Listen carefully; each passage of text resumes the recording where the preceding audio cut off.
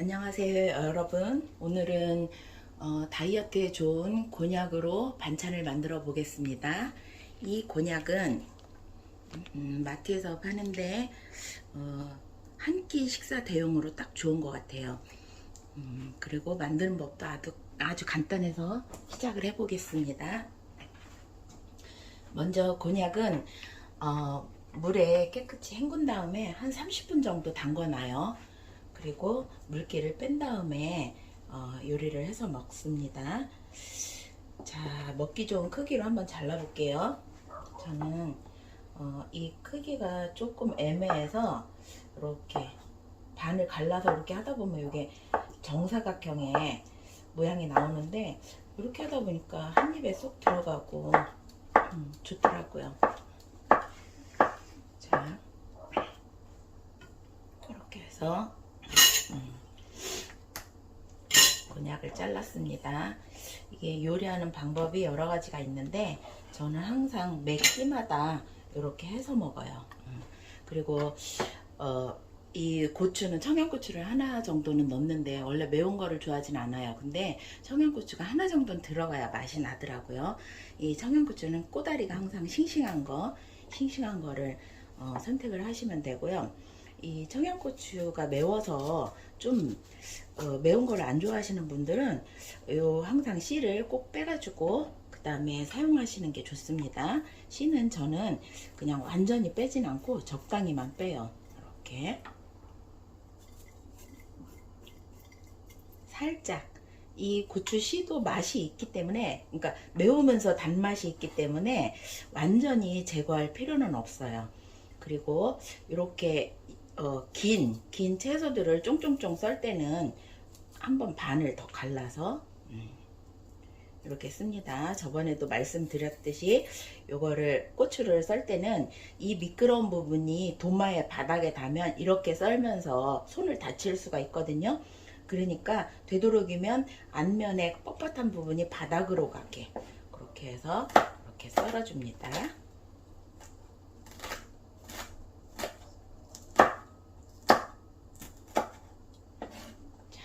넣어주고요. 그 다음에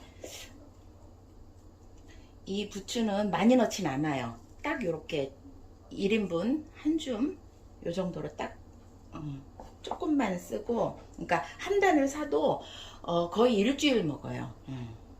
많이 넣지 않기 때문에. 그래서 얘는 부추는 항상 반을 갈라주고 또 다시 얘를 반을 갈라주고 요 정도 넣거나, 이게 너무 큰 것 같다 그럼 다시 한번 반 갈라도 됩니다. 이렇게 넣어줘요. 그 다음에 제가 이 양파는 가장 작은 거를 써요. 그냥 한 끼에 다 써서 먹을 수 있는 그런 크기를 쓰거든요. 큰 양파가 보기도 좋고 까서 쓰기도 쉬운데, 그거는 하나를 다 넣기에 너무 많을 때는 항상 남아가지고 그게 조금 다음날 쓰기에는 맛이 좀 없는 것 같더라고요. 자, 다시 한번 양파 써는 법을 알려드릴게요. 이렇게 썰고, 이렇게 썰다가 되도록이면 생으로 먹을 땐 얇게 써세요. 그리고 이렇게 썰다가 손이 다칠 만큼 어디 더 물러야 할 데가 없어요. 그럼 얘를 이렇게 옆으로 뉘입니다. 그러면 여기 단면, 이렇게 바닥에 있던 그 단면을 손으로 지탱을 해줄 수가 있어요. 그러면 이렇게 얇게 썰어도 뒤로 밀리지 않고 얘를 끝까지 이렇게까지 쓸 수 있습니다. 이렇게까지 하고, 사실 이 가장 작은 양파도 이것도 한두 끼로는 양이 많은 것 같아요. 그래도 이제 좀 썼으니까 이렇게 하다가 이렇게 뉘우고 여기를 잡고 이렇게. 그리고 제가 그 상추가 있어서 그냥 남은 상추라서 요거를 쓰려고 가져왔습니다. 근데 상추가 먹다 보면 한두 개가 남을 수가 있어요. 그럴 때는 그냥 버리거나 그냥 두면 시들거든요. 그렇게 하지 마시고 다른 재료에 이렇게 써서 손으로 뚝뚝 잘라도 돼요. 이렇게 해서 꼭 모든 요리를 칼질을 하란 법은 없어요. 칼질은 그냥 손으로 할 수 없기 때문에 칼질을 하는 거고, 그리고 제가 이 재료에 그 들기름이 반드시 들어가야 맛있다고 했거든요. 그래서 저는 들기름을 그 소금과 같이 지금 이렇게 섞어 놓은 게 있어요.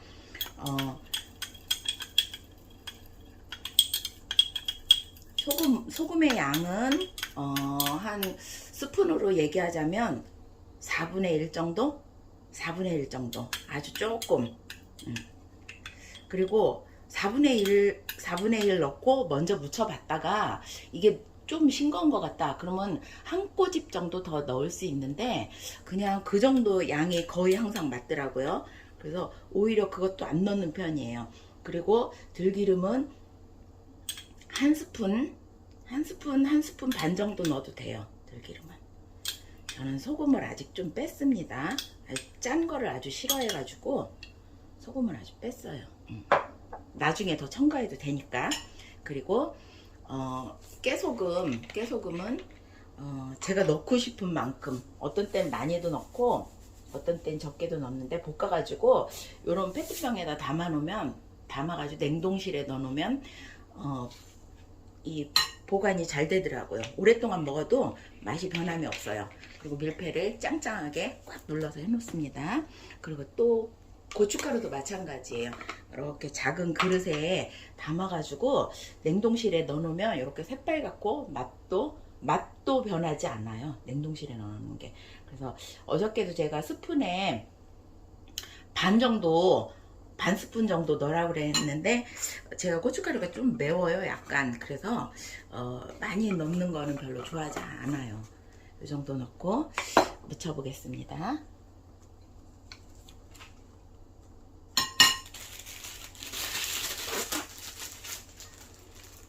이 청포 묵도 마찬가지로 이렇게 무칠 때는 골고루 이 고춧가루가 어느 정도 이거를 섞냐면 고춧가루가 골고루 다 묻었다는 느낌이 들 때까지 이렇게 했는데 고추 덩어리가 있어요. 고춧가루 덩어리가. 그러면 그게 어느 한 곳에 뭉치지 않고 골고루 다 묻었을 때, 그때가 이게 양념이 골고루 된 거예요. 그러니까 고춧가루를 기준으로.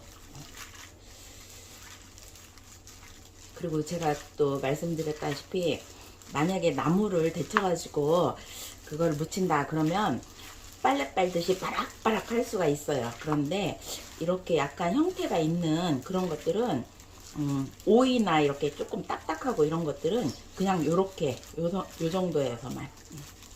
왜냐면 여기 상추도 들어갔기 때문에 이런 것까지 바락바락하면 형태가 다 흐트러지거든요. 자, 접시에 담아 보겠습니다. 접시에 담을 때는 그냥 먹음직스럽게 담는다는 느낌으로, 먹음직스럽지 않아도 먹음직스럽게 담는다는 느낌으로 이렇게 담아주면 좋습니다. 빠진 게 있으면 이런 것도 넣고, 이렇게 상추도 올리고, 이렇게 해서 너무 많이 담지 않고 적당히 담는 식으로 담을게요. 그리고 이제 이렇게 만들었으니까 제가 시식을 한번 해보겠습니다. 칼이 여기 있어.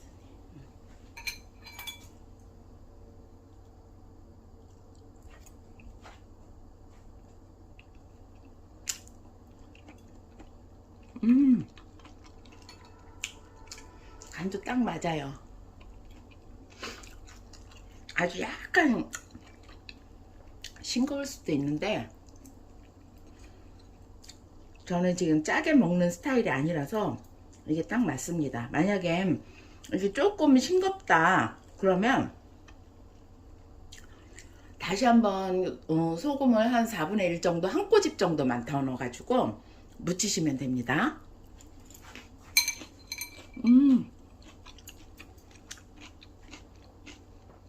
이 곤약이 다이어트에도 좋고 씹는 맛도 좋아요.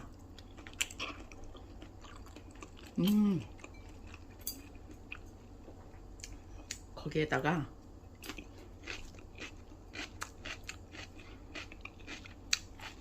상추랑 먹는 맛이 좋네요.